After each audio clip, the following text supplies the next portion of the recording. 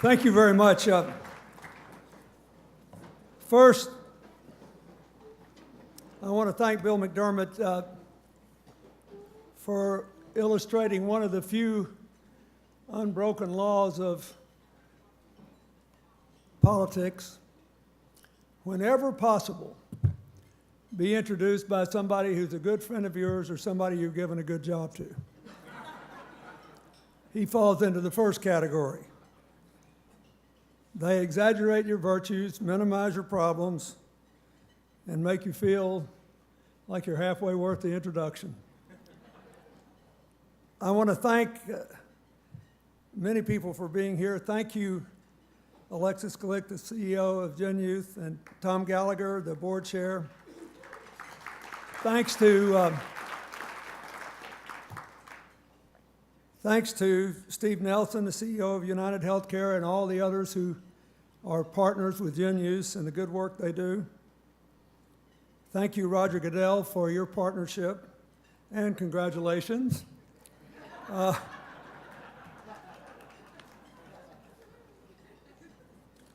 want to thank the whole Vilsack family for being here. Thank you to Tom and Christy,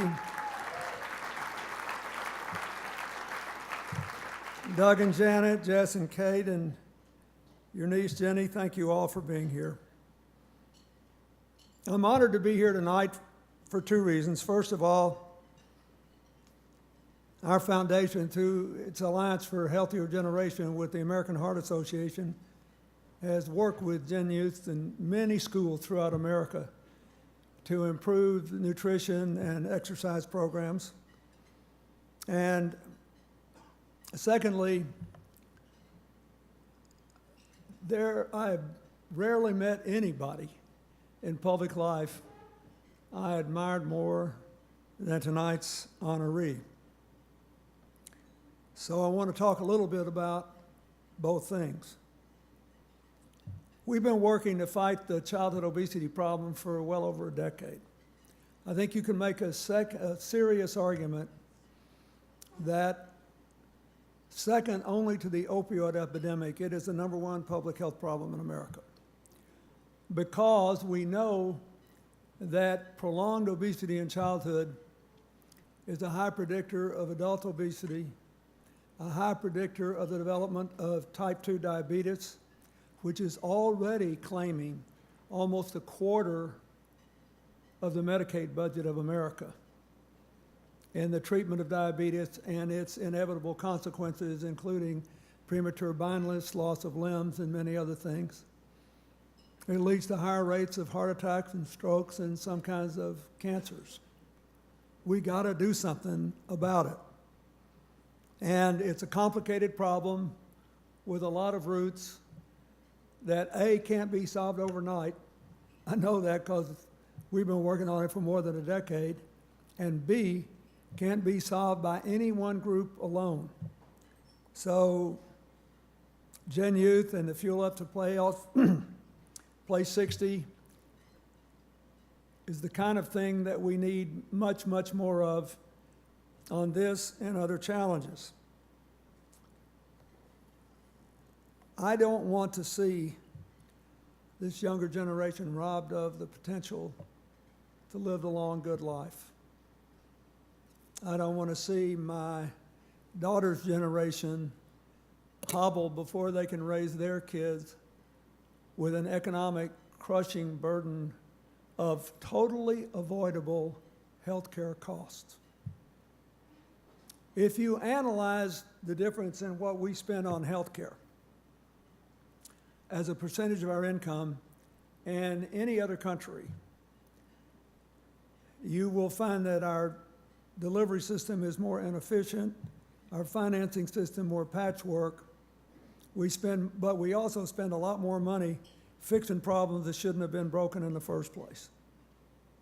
And all over America, there are people who are trying to find innovative ways to deal with this.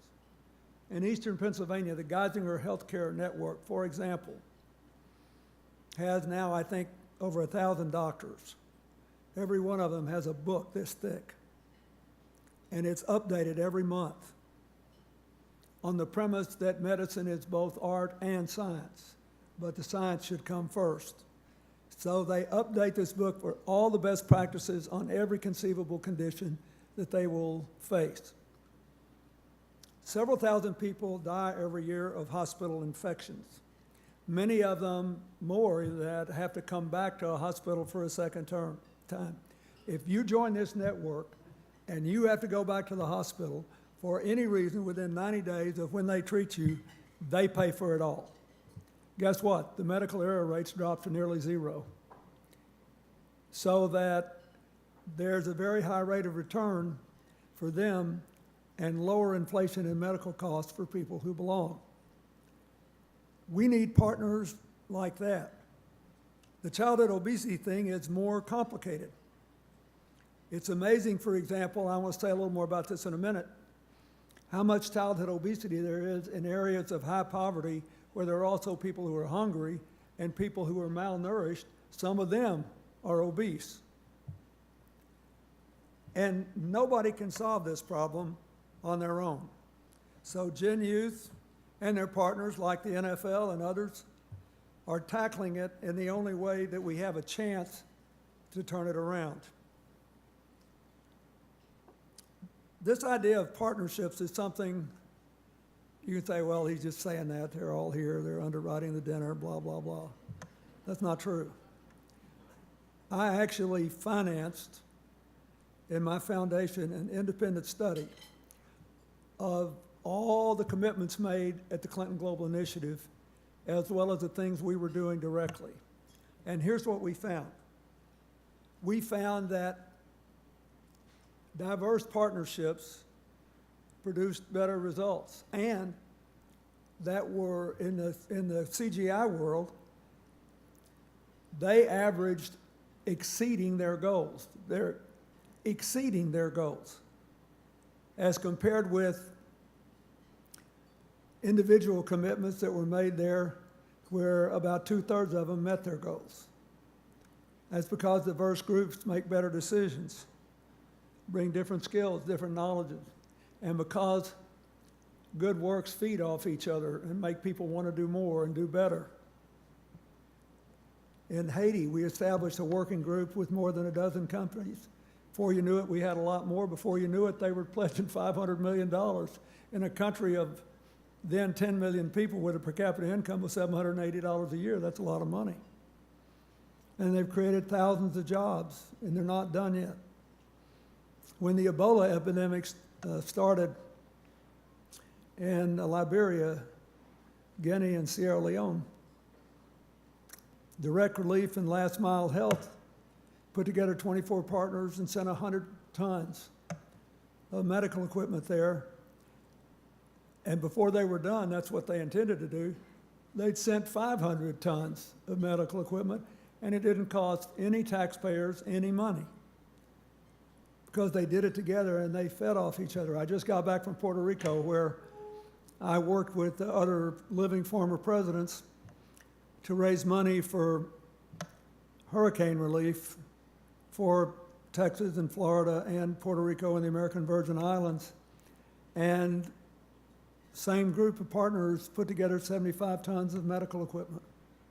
But we had people on the ground that met the plane. They took all the stuff, they immediately delivered it all over the island. We couldn't have done that alone. We didn't have a supply chain there. Then we had over 40, including some very small solar companies, that pledged enough solar panels to relight the 2 markets in San Juan that serve fresh vegetables, fresh fruits at affordable price that ordinary working people could buy that they had no access to anywhere else because they were all working together. So when we celebrate the work of GENYOUth, we celebrate the work of its partners. When we celebrate someone like Tom Vilsack, we celebrate someone who believes in this. I'm very grateful for the partnerships that we were able to establish with food and beverage companies and the Alliance for a Healthier Generation. I remember when I met with them the first time, I said, you know, many obese children get 40 to 50% of the calories they consume every single day just in drinks they get at schools. These kids are not going to be buying soft drinks in their mid-30s. I had just come back from a trip in the Gulf Coast area to Biloxi, where we're still working on getting over Katrina. And there was a neighborhood there of African-American homes, middle-class, hardworking people that had been financed by the United Council of Negro Women under a friend of Hillary's and mine named Dorothy Height, who died a couple of years ago at 98, working till the end. They got 30-year fixed-rate mortgages. They had all just paid their mortgages off. Katrina hit, they all lost their homes. There was a big dispute about whether the insurance would cover it. It depended on whether they lost their homes to a flood or a hurricane, because they all had flood insurance. So anyway, I went there to try to see if I could help sort it out. And there was a spokesperson for all the people who lost their homes. An African-American woman who was incredibly articulate, attractive, strong, couldn't have been more than 40 years old, sitting in a wheelchair with one of her legs amputated just below the knee because she had diabetes. We can turn this around. But every one of us has to take responsibility for doing this. And this brings me to our honoree. In an era where people are taught to believe by the communication of news every day that government would mess up a two-car parade, Tom Vilsack and Christy are living refutations of that. And I have watched them for many years. Your honoree was a brilliant governor of Iowa. And I think you can make a strong case that he's one of the 2 to 3 best secretaries of agriculture the United States has ever had.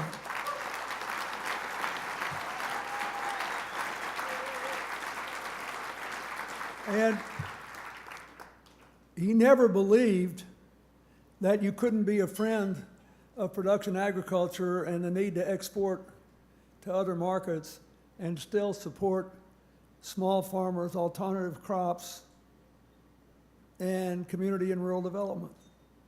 He never believed that you couldn't produce and conserve land at the same time. He never believed in all these either-or things that seem to be a precondition of conducting politics in America, where we all treat every pie like it's a static size and all that matters is whether you can beat somebody else out of a bigger piece. Tom always tries to grow the pie, whatever it is. He always tries to find win-win solutions. He always looks for the best in people and brings it out. When he was appointed President Obama's Secretary of Agriculture, those of us who were already involved in children's nutritional health knew we had a real partner in Washington. His dogged determination to help children and families, particularly those whose food budgets were under stress because they had so many economic challenges. That was no surprise to me. And the other thing that he did that reinforced his ability to help get better nutrition was to try to do really significant, particular, detailed things, largely under the radar, unfortunately, to redevelop rural America. People that felt left out and left behind, people that were full of rage because they thought somebody somewhere else was doing well and they weren't. And they knew that the modern world favors more urbanized areas, greater concentrations of universities and education and capital. But that made it no easier to live with, particularly if you lived in a place you loved and you wanted your children to have a chance to farm the land or have a job within driving distance. He was out there working on this. I grew up in a place like that. And there's too much road rage out there now. Instead of trying to feed the road rage, Tom Vilsack tried to give them empowerment and answers and a different, better future. And I think it's interesting. I watched them do this, try to expand broadband, try to get new investments, try to increase the number of farmers markets so people could get direct, good food, healthy, and people could eat food closer to where they lived. I don't know what the distance is now, but when I started this work in 2005, the average meal traveled 1,100 miles in America to the plate of whoever was consuming it. When he started, there were, I don't know, a few hundred farmers markets in America. He increased them by 180%. Now there are more than 8,200 of them. More than 7,000 of them, thanks to what he tried to do. In more than 7,000 of those markets, families that depend on SNAP, or what us old folks like to call food stamps, can go to a farmer's market and use the benefits to buy fruits and vegetables instead of heavily processed, non-nutritious, exceedingly fattening foods. The USDA even partnered with one of the growers' associations to provide free wireless equipment so that farmers could accept the electronic benefit cards that beneficiaries used. In addition to trying to expand broadband into rural areas to bring them into the national economy, he increased production and use of biofuels and solar energy, micro-lending for the production of high value-added specialty crops, and had a program to help returning veterans find opportunities in agriculture. He did a lot of little things, and he had to go convince Republicans as well as Democrats to put these programs together so he'd have enough money to have a real impact. And if I went through all the details, your eyes would glaze over, but here's the bottom line. The Agriculture Department under Tom Vilsack created 250,000 more jobs in small towns and rural America, and nobody knows it.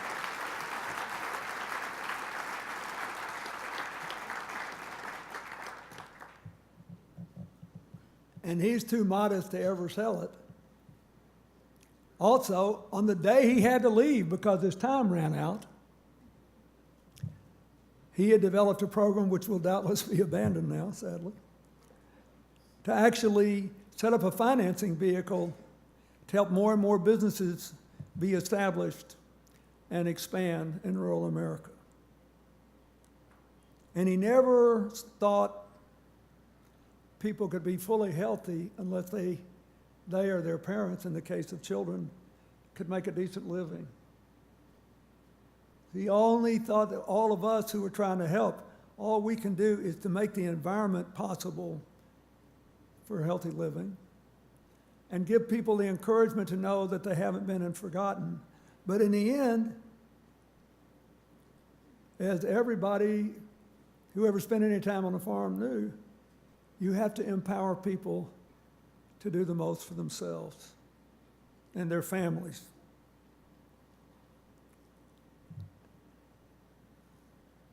He also presided over the passage of the Healthy, Hunger-Free Kids Act of 2010, which strengthened nutrition standards a lot and provided not only that they cover school lunch and breakfast programs, but also covered snacks, covered foods and vending machines, and provided literally billions of dollars to help schools meet the standards. So it wasn't one of these deals where, hi, I'm for the federal government, I'm here to help you, this is what you have to do, good luck.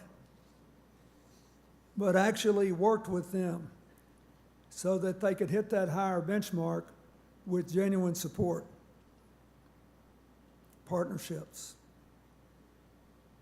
He paved the way for the establishment of universal free breakfast and lunch in low-income areas. When nearly all the kids qualified for free meals, it cost more to do the paperwork than to give it to all of them. So they did. I don't even have time to mention everything he did, but you get the picture. Don't forget that. Name me another agriculture secretary that created 250,000 jobs in rural America when everybody said they'd been left out and left behind. Never forget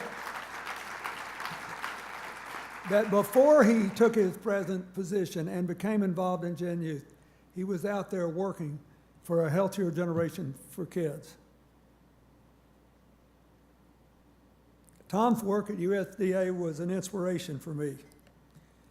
You know, I'm from Arkansas, and when I got to be president, when I was president-elect, my own staff, most of whom were urban people, actually made fun of me because I wanted to know so much about the rural development budget of the agriculture department. And they asked me why, and I said, think of it when you go home to eat tonight. This is a very big deal. We've got to be able to grow food, make a living, sell to others, be healthy, do the right thing by the poor, create economic and social conditions where we can all prosper together. This country does not do well when it is tribalized.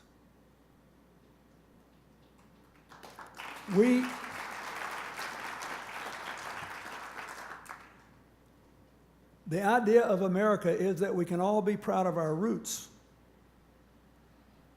proud of our heritage, proud of our beliefs, proud of our faith, free to be free of it. Because we're all willing to live under the same set of rules, and we think our differences are very important and interesting, but they can only flourish if we think what we have in common is more important.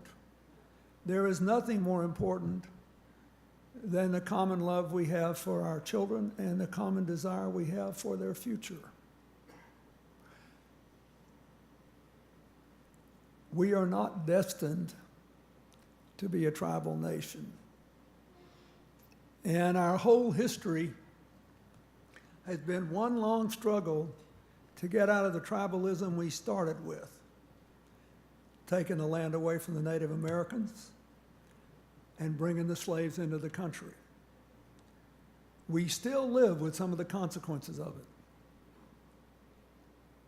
We saw it a couple of days ago when the children of immigrants proposed to take away from the only non-immigrant population, the Native Americans of Utah, the sanctity of Red Rocks and the Grand Staircase, Escalante.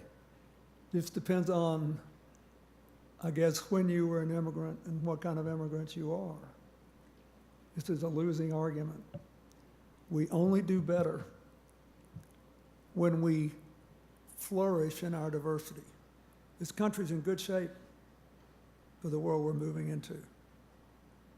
And we have some very formidable challenges in cybersecurity, as we know, in climate change, as every farmer knows, in income inequality and trying to figure out whether we could be the first country in the world to have, of any substantial size, to abolish the earning potential difference between urban and small town and rural places. But it all depends more than anything else on how we think. What we do and how we do it begins with how we think. What Gen Youth is trying to do is important. And one of the most important things about diminishing the problem of childhood obesity is it increases the capacity of children to think, to learn in school, to grow with confidence, to believe that they can shape their own futures. Nobody has worked harder for longer to do that. For people who have too often felt left out and left behind in the current age than Tom Vilsack. He deserves this award and so much more. I admit, I love the guy. I plead guilty. But everything I have said to you tonight is the God's honest truth, and the only thing I have done is to underestimate the depth of his commitment and the scope of his achievement. So I'd like to ask Roger Goodell to come up, and we'll give you the award. Tom.